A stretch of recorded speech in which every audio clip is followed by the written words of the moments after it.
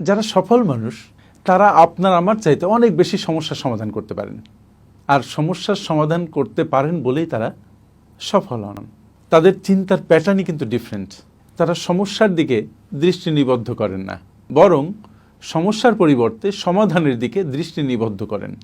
ওনারা সমস্যার দিকে তাকান অন্যভাবে, যে কেন সমস্যাটা হয়েছে, কিভাবে এই সমস্যা থেকে বের হওয়া যায়।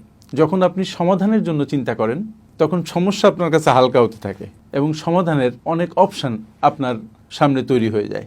তাই আপনিও অভিযোগ না করে সমস্যা সমাধানের জন্য কার্যকর পদক্ষেপ গ্রহণ করুন এবং সবসময় ইতিবাচক মনোভাব বজায় রাখুন। পজিটিভিটি দারুণ একটা শক্তি। এটা সমস্যার মধ্যে ঢুকে সমস্যাকে শনাক্ত করে সেগুলো সমাধান করার পথকে প্রশস্ত করে। তাই চলুন আমরাও যারা সফল তাদের মতো চিন্তা করি, সমস্যার দিকে কনসেন্ট্রেশন না দিয়ে সমাধানের দিকে কনসেন্ট্রেশন দেই, সমাধানের পথ তৈরি করে ফেলি। তাহলে আমাদের জীবন সহজ হবে, আমরা সফলদের অন্তর্ভুক্ত হব। Thank you.